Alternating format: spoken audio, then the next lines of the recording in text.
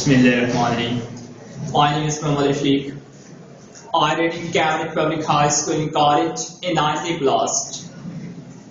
Dear class below, today I have to say something. I'm going to say something about work, and also you have to be understood about work, and also you have to sit silent in front of me. I'm going to describe about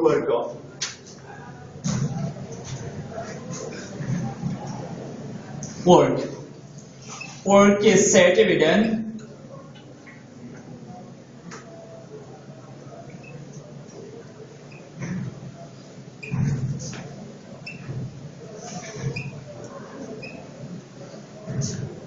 when a net force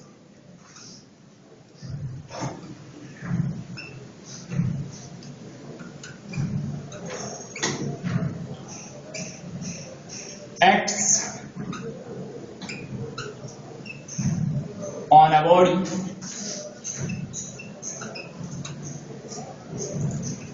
through a given displacement.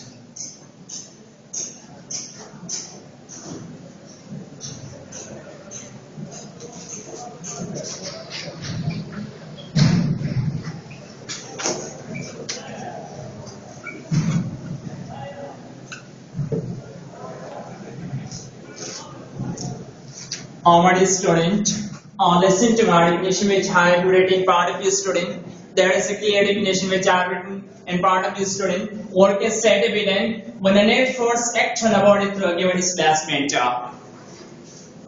Dear class below, when there is a person, he exerts force on a wall, but the wall is not displacing this time. We said that the work is not done here now. If there is another person, he exerts force on something, but that thing is displaced too. We say that work is now done here. अभी काम क्या हुआ है? मेरे साथ मैं तो आपको एग्जांपल दे रहा हूँ कि हमारे पास एक लड़का है, एक दीवार पर खूब लगा रहा है और दीवार जो होता है यहाँ पे डिस्प्लेस नहीं होता है. हम कहते हैं कि अभी जो होता है काम नहीं हुआ है.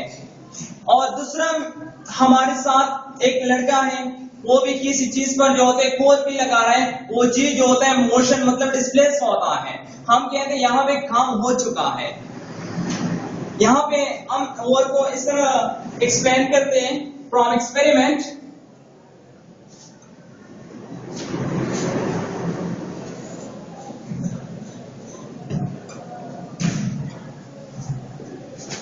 फ्रॉम एक्सपेरिमेंट हम वर्क किस तरह लिखते हैं? पहला है फ्रॉम एक्सपेरिमेंट वर्क जो होता है डिपेंड हो from experiment the work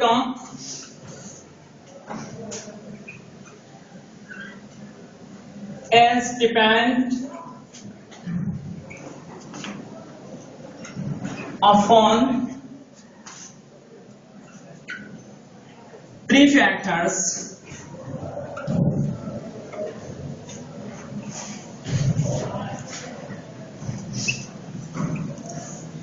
experiment से तजुर्बे से वर्क जो होता है तीन फैक्टर्स पे डिपेंड करता है.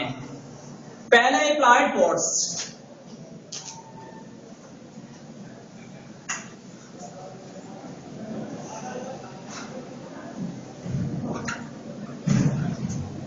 अप्लाइड फोर्स तो हम लिखते हैं कि work directly proportional to applied force. First equation हम देखते हैं कि जितना हम फोर्स ज्यादा एक्सर्ट करते हैं उतना काम भी ज्यादा हो जाएगा. मतलब एक चीज हमारे साथ है उस पे हम ज्यादा कूद लगाते हैं, वो काम वो जो होता है ज्यादा मतलब उस पर ज्यादा काम भी हो जाएगा. That's why we can write like this, that is directly proportional to force. और दूसरा है displacement.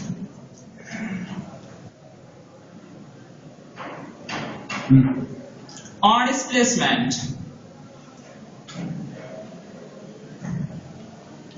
ये दूसरा रिलेशन है.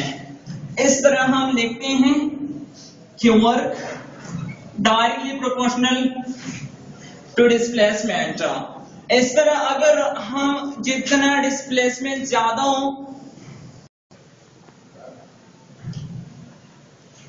और जितना डिस्प्लेसमेंट ज्यादा खोर हो जाए, मतलब हटाव ज्यादा हो, तो उतना काम भी ज्यादा होता है। तो इसलिए हम देखते हैं कि work is directly proportional to displacement. ये हमारे पास दूसरा रिलेशन बन गया। तीसरा रिलेशन हमारे पास यहाँ पे, अगर हम angle between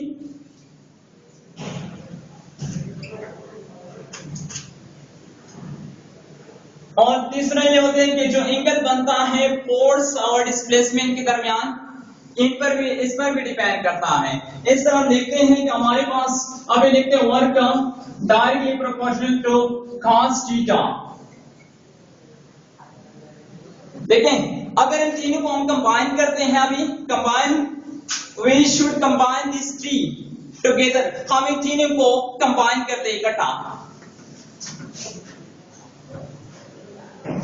directly proportional to, पहला हमारे पास क्या है, अप्लाइड फोर्स है, और दूसरा क्या है, डिस्प्लेसमेंट है, और cos थीटा तो ये अपना लेंगे। देखिए, इससे हम जो होते हैं और को थोड़ा हम जो होते हैं इन पर डिपेंड करता है। जिस तरह मैंने इन तीनों को अभी कंबाइन किया, I have taken this three combinedly, मैंने इन तीनों को कंबाइन ले लिया।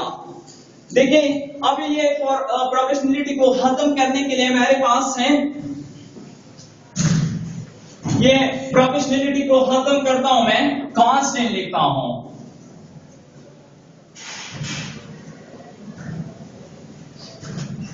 और ये एफ डी cos थीटा।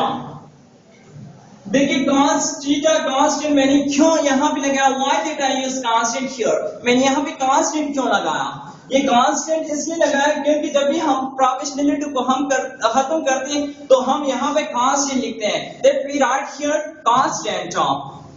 और यहां पे देखें, और जो होते हैं कांस्टेंट जो होता है 1 के बराबर यहां होता है, और ये cos थीटा है। और अगर आपने एक देखा हो, 1 देखा हो, और जिस भी लफ्ज के साथ ये मल्टीप्लाई हो जाए तो वही लफ्ज आता है, कोई असर मरतब नहीं हो जाती यहां पे।